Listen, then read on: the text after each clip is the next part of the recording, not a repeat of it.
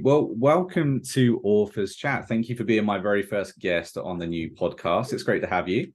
Thank you. Thank you for having me.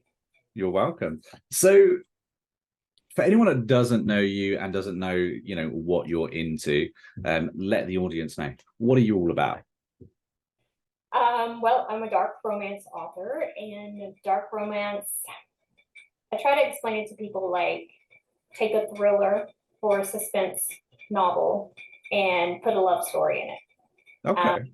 There's typically some kind of criminal element, like mine is mafia, or Love the mafia scene. right, or kidnapping.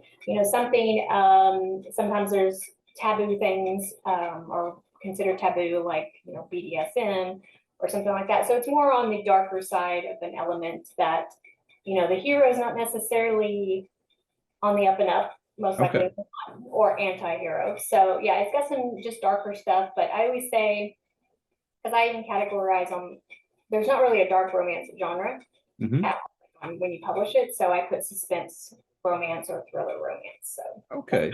Yeah, I guess it's not really a mainstream genre, but I guess with certain books that have come out and certain TV shows that are starting to come out now, it's definitely more of it's coming into the mainstream a lot more.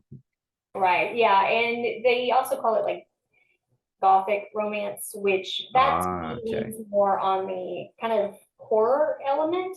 Yeah. But it can fit in that genre because of the kind of the taboo aspects of it. Okay, cool. So I had a little look-see on Amazon, and to your name, you have 23 titles, which is a lot. Are they all within the same genre? No, gosh, there's not really 23 titles. Okay. Unfortunately, with Goodreads and Amazon, once they've been up and published, they won't take them down. Right. So I actually technically have 11. Well, that's still a big number. Yeah. It's just I was not with a publisher. I published my first book, then I got with a publisher, so we took that one down, but they didn't take it down, and I just got away from my publisher again, so I had to republish. So they're duplicating everything. They refuse to take everything down. But yeah, I started. I mean, of course, as a kid, I wrote, but I started Bound in Love. Gosh, almost 7 years ago, and it took me 40 years to complete because I was working, or I just kept putting it down. I had to re-edit it and just change it for what people were looking for, as in just formatting functionally and stuff like that. So yeah, there's 11, and there's two short stories. I saw those. Yeah, I saw those. Three. I'm sorry, three short stories. Two of which go with the series, but you don't have to read the series. And so it's more like a companion, like as well as. Yes, like the Roma series. I did a short story because people wanted to see Dawn and Stefan. Okay. And it's a male, and I thought that was unique because usually in old school mafia, that's a no-no, you know. And so I wanted to bring that to like Dawn is openly, they know these guys are homosexual, and it's a beautiful story. And the Dawn doesn't care, he's with it. He doesn't care as long as he's getting paid, right? Yeah, he's like, as long as you do your job and you ain't betraying me, I'm okay. And then one is about, if you've read Controlling Assets, again, you don't have to read the original books. It's fine. But if you've read Controlling Aspects, it's Michael and his ex, and former submissive to a friend of his. Okay. So it's about them. And then that's Translucent. And then Kissing in the Closet is kind of a funny little holiday, little Christmas romance. I did see a Christmas. It's a really good, considering the time we're recording this, Christmas is around the corner. Yeah. So it's a funny little one where he's celebrating with his friend who is a fashion designer and is homosexual. And so she's in the club with all of them, meeting him. And so she assumes, she makes an assumption. And he's like, well, you know what? It's hard to find a woman who doesn't want me for my money. So I'm just going to keep this ruse up and we'll just be friends. If I can't have her as mine. I'll have her as a friend. And he finally blurts it out that he's not, and and stuff like that. And it was after a love scene, and so it's funny, but it's also, he betrayed her by lying to her all this time and Yeah. like that. So, but it's still fun, and of course has a happy ending. So. That sounds very cute. So Yeah. out of the 11 that you've written, what one's your favorite? What was the most fun to write possibly? For his own protection, which is Bound in Love, is about a married couple, Alexis and Pierce, and the drama and stuff that goes on with that. And in that book, Lizzie is only 3. So we fast forward to her book, which is book number 3, and she's grown up. She was a former police officer. Okay. And she was put on leave for tasering a gentleman in the testicles. Ouch. Fair. Again, but he was beating on his wife. And so she's like, hey, I had to do something. And he wouldn't stop. And so she gets hired by her brother, who owns a security firm. And has to protect a kind of a Playboy club owner that has been threatened lately. He doesn't want security, but he's doing it for his mom. And so he's expecting this big old burly guy to come in to protect him, and it's this knockout blonde. Okay. But she is tough. She has to physically, put him in his place. Like right off the start. She does her job well. Yeah, well, he insults her family, and so she just gives him a little throat punch to put him in line. A little throat punch, fair enough. Yeah, just to warn him, And so it goes through their story. It's fun. She has her issues. She has OCD, caused by, and I forget the name of it, but it's an actual condition where her memory is so good that she can remember stuff back when she was 3 years old. So the anxiety of, losing her mom, her mom being kidnapped in book 1, all that has built up to a problem with OCD. So she's got her own issues, and she's trying to protect him at the same time. And there's car chase, there's, female empowerment, but at the same time, the man is also, a man. He gets to be powerful and protect her as well, as he falls in love with her and stuff like that. But Lizzie is just a hoot. And there's one line where she squirts water in her brother's face, and he's like, all right, use your big girl words and talk to me. And she goes, okay, well, how about I tell you to go make love to a cactus? And so she's trying to, be nice to her brother, but at the same time, not so much. So, yeah. And I mimicked her personality actually after my daughter. Okay. That's funny. Because my daughter's definitely a spitfire. So yeah. Out of all the books you've written, what was the hardest to write? Whether it was actually, getting the words on paper, or maybe that took you to a dark place? I wouldn't say any of them took me to a dark place, or it was hard to actually write it so much as it was just, I'm a mood writer and reader. Okay. And so if I'm not in the mood, people say, well, just sit down and start writing. I can't do that because all you're going to get is crap. Okay. And so that was the difficult part for me, is just not being in the mood. And so I just didn't write. And so it would take me, for a 50,000 word book, it could take me 3-4 months. But if I just didn't write, nothing would ever get done. That's the beauty of editing. I can just go back and be like, yeah, I know I was going to change it all. It's fine. Right. Well, and the problem with taking so long between writing is I forget, what was the time frame again? What just happened? But I did cry. I had to write a dream sequence in Bound in Love, and it was about, she's dreaming, she's in this icy cold place, and her family's coming to get her, and they're smiling and laughing, and suddenly they fall through the ice, and they're screaming for her to please help them, but she can't. And so that made me cry and got chills, because I was just like, and then they sink under the water, and this demon that represents the bad guy that kidnapped her, That sounds really cool. I really love dream sequences, whether it is reading them or writing them. I feel like you've got so much freedom. Yeah. as a writer, and you never know what you're actually going to get when it comes to actually reading those dream sequences. So they're quite fun to do. Yeah. So what actually drew you to this genre? Of everything you could have done, why this one? Well, when I started really getting back into reading and stuff like that, I had read the typicals, the rom-coms, the 50 Shades, all that stuff. Mhm. And they were good. They were a lot of good authors. And then I came upon Penelope Sky, Okay. and she's dark. She's the queen of dark romance. And I just started reading Buttons and Lace series, and I was like, wow, because I absolutely was against and hated the main male character. Oh, did you? I was just like, disgusted with him, but well, not disgusted, that's a little strong. But anyways, but as it went on, I was like, he became my hero. Okay. He became, like, whoo, because, he did the switch of how much he loved her, but then there was all this action, and there's this one scene at their last book that she's been taken by the bad guy again, and she actually sewed a razor blade, Oh, right. in her skin.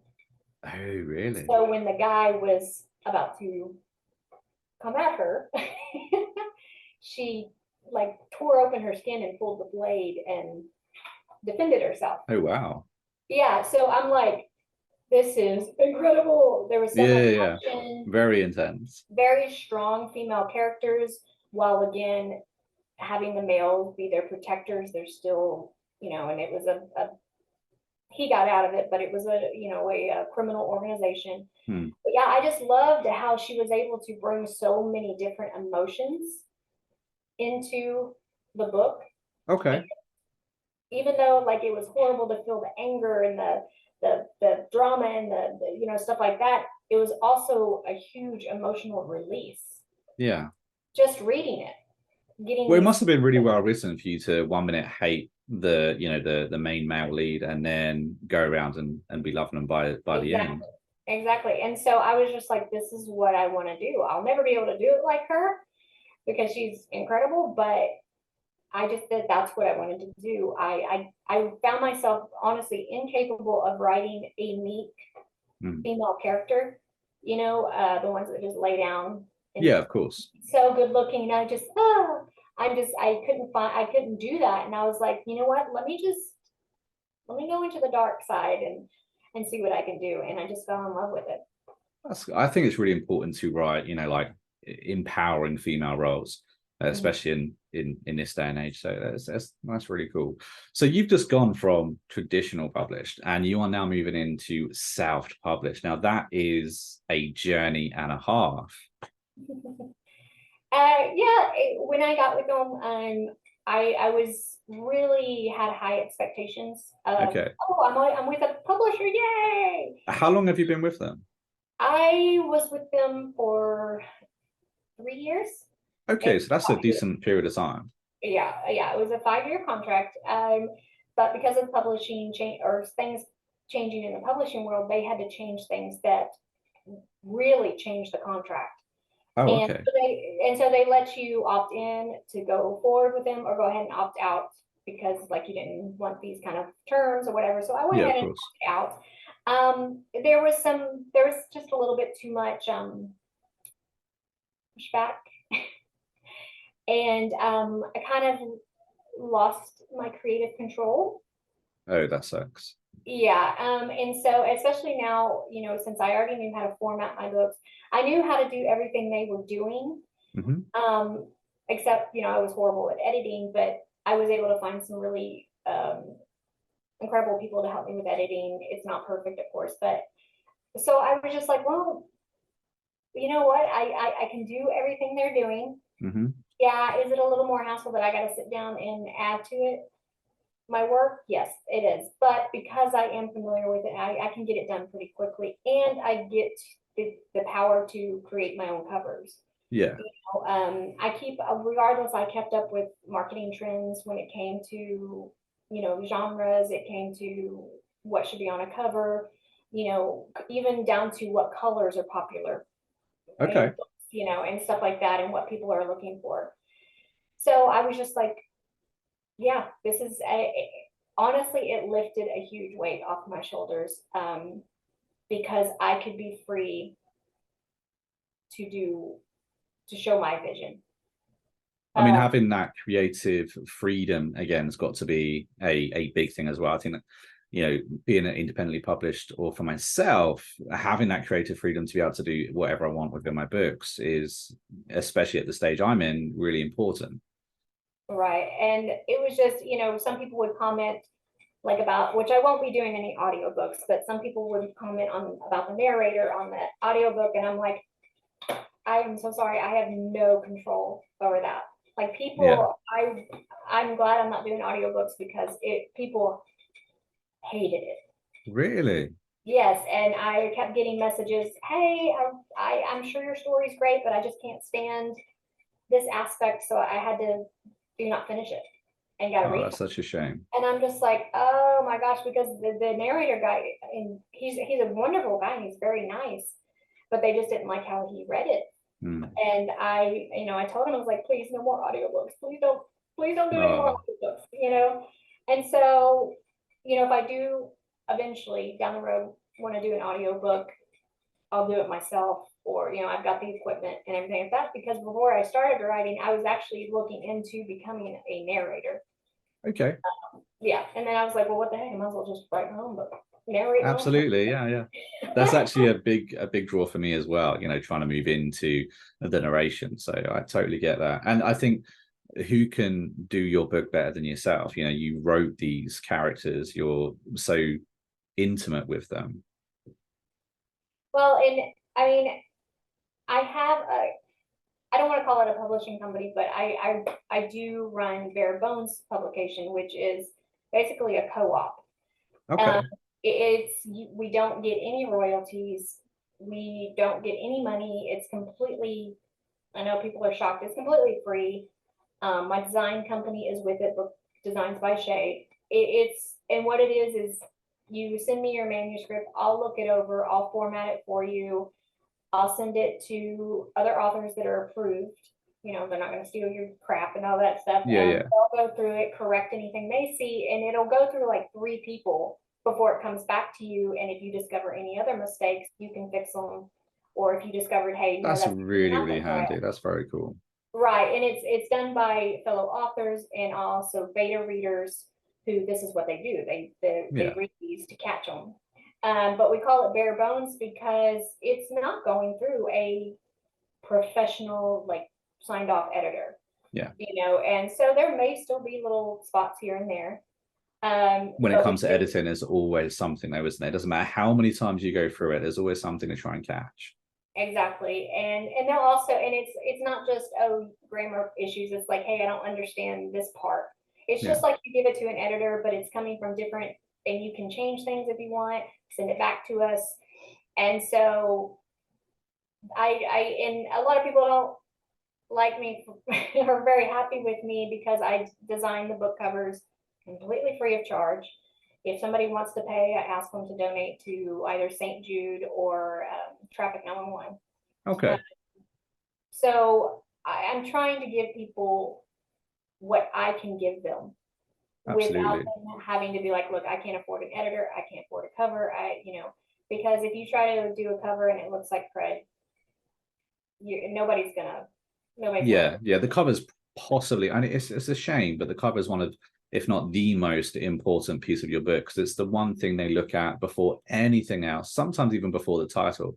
It's Yeah, whatever that cover looks like is they're going to make an opinion on your book there and then, which is a shame because in many aspects the writer has no control over what that cover is in the exactly. first place. Yeah, exactly. And so I want to give them, the cover that they envision in their head. But at the same time, if I'm like, look, this doesn't go with marketing right now, or what's popular right now, I'm honest. If they still Yeah, insist, then okay, we'll move forward. But like, we kind of changed yours. Yours was perfect. Your idea to just do the emblem, oh, you did that the perfect new time. one. Yeah, that's perfect timing because that's what's Yeah, I mean, Get I've worked with money you over and two covers now, haven't I? And you're very good at, listening to what the author wants, what they kind of expect. You'll throw up a couple of ideas, and if it's not what I wanted, for instance, you were more than happy to change it and tweak oh it, yeah. and until, I mean, we tweaked the first one a fair few times, didn't we?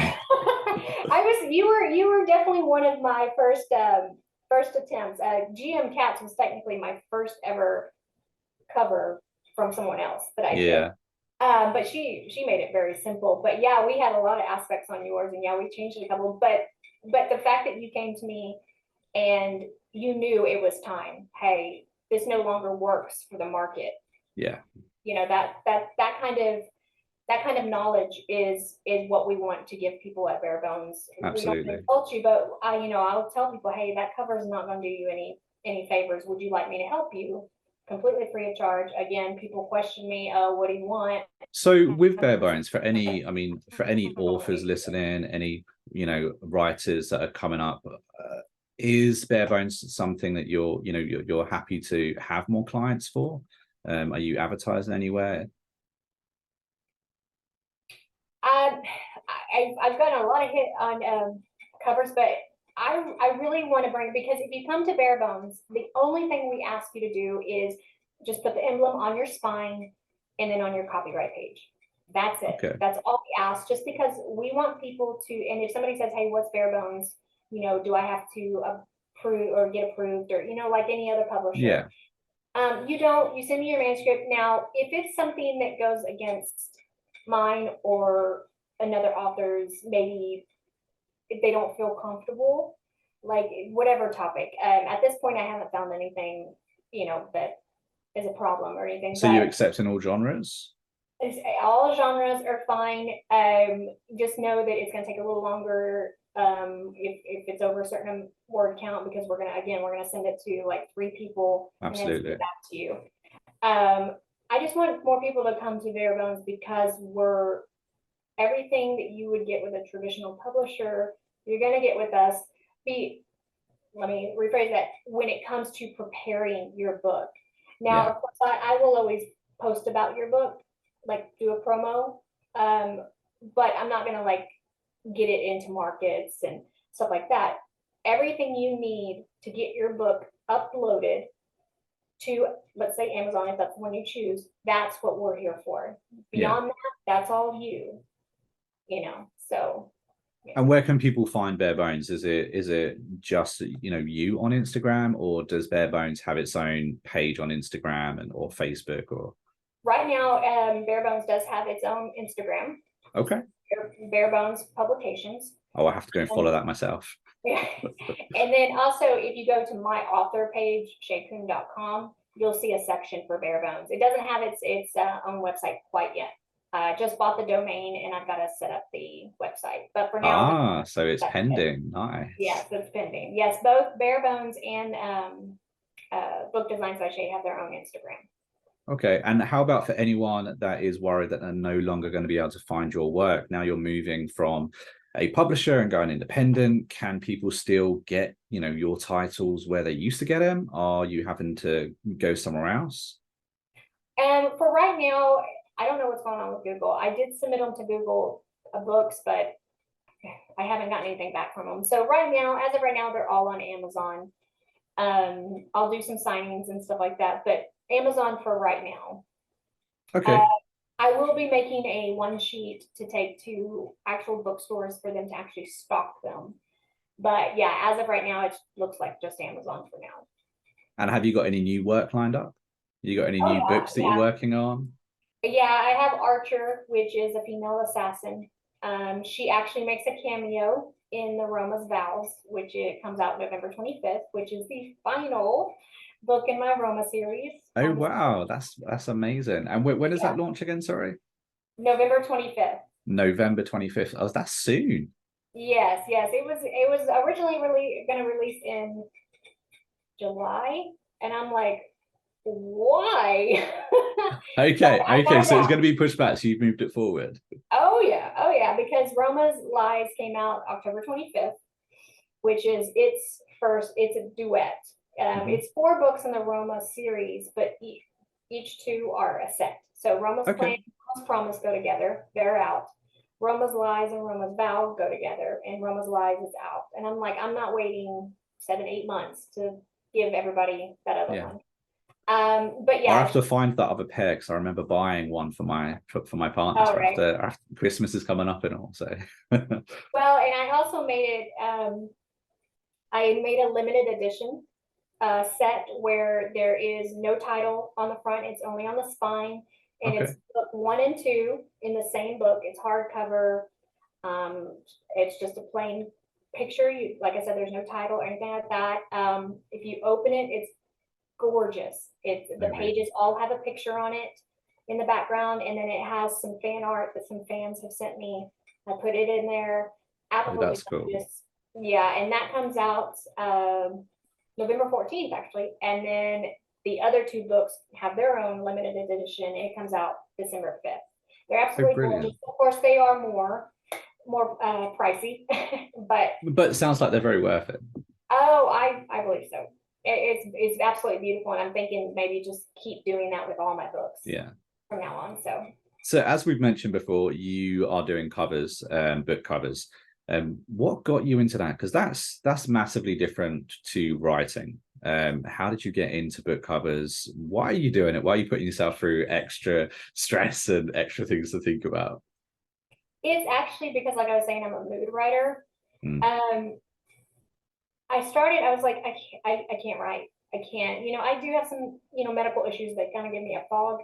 And so I can't write. And so I cannot remember for the life of me. I think I asked GM, I had talked to her. She was really cool. She hadn't had any books out. And I asked her, I said, hey, would you mind me just kind of playing with a cover for you? And I think you too. I just asked if you did, yeah. Yeah, could I just play around? Because I wanted to still be creative. I could feel it. It's weird. I don't know if you've ever felt, but you feel creative. Yeah, especially when you want to get stuff done. You're just like, well, what can I do? Yeah, you've got to do something. And so I started on it, and I was like, oh, that's not bad. And okay, well, they like it. And she was very specific and stuff like that. And I just kept going. I watched more videos. I self-taught. I got licensed, the company license just in case. I started charging for it, but honestly, I started feeling a bit bad because I'm like, this is not, unless somebody asks for a picture that has to be bought. Yeah. Because I will say, I do make sure that everything is legal. Yes. we had one instance with GM that it was on a site that was legit, but somebody snuck it on. And we got reported. I reported it. I was like, oh my gosh. We're cool with Amazon. Amazon, like, no problem. Thank you for reporting it. I'm like, oh my gosh, I felt so horrible. But anyway, so now I check absolutely everything. Yeah. But yeah, unless it's something like I have to go to Adobe and download the picture, which costs money, I'm just like, I can't do this. I felt so weird charging like $200, $300, $400 for these covers because book covers can be very, very expensive. Very expensive. And if you got the chops for it, great, charge for it all you want. But for me, the person that was giving me this chance to do it was actually helping me as well, because again, I'm creatively stumped. I can't get into that creative mode. And so you doing this is helping me. Is it stressful? Yes, because I want to do it perfect for you. Yeah. But it's also gets those juices flowing, and usually the next day I'm up and ready and I can write. So it's kind of just, you help me, I'll help you. Yeah. And we'll get it done. So it's definitely something I could never do. No, you'd be surprised. Like GM, after I started doing her covers, she started and I made her a book trailer. She started playing with it, and now she's starting to make her own promos and stuff like that. So you never know what's gonna. The marketing side is something I definitely struggle with the most, and it's funny because whenever I talk to you, there's a couple other authors I talk to as well. They're like, "Well, you've got a book coming up. Where's your advertisements for it?" And I'm like, "I'm trying." I so dislike, I do it a lot, but I dislike marketing so much, so much. So before we run out of time, I just wanted to touch on the fact that you just had your first book signing, I believe, not too long ago, which must have been very exciting. How did that go? How was it Oh, for and you? I'm sorry I lost my light. I guess it overheated, but whatever. With Wonderlust, that was an honor. That I absolutely adore Wonder. I had the opportunity to get to know him, become somewhat friends, you know, as well as long distance friends can be. Yeah. And it was incredible. I definitely underestimated the market. I only brought so many books and sold out within an hour, and it was a 5 hour. Oh no. Yeah, it was 5 hours, but it's okay. It's okay. You know, a lot of people were sitting there buying the ebook as we were talking. Yeah. So that was really, really incredible. I got invited to Readers Take Denver, which is a huge event, and I was shocked. I'll be honest. I was really shocked, very honored.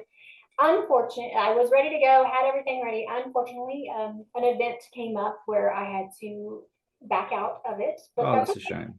That's okay.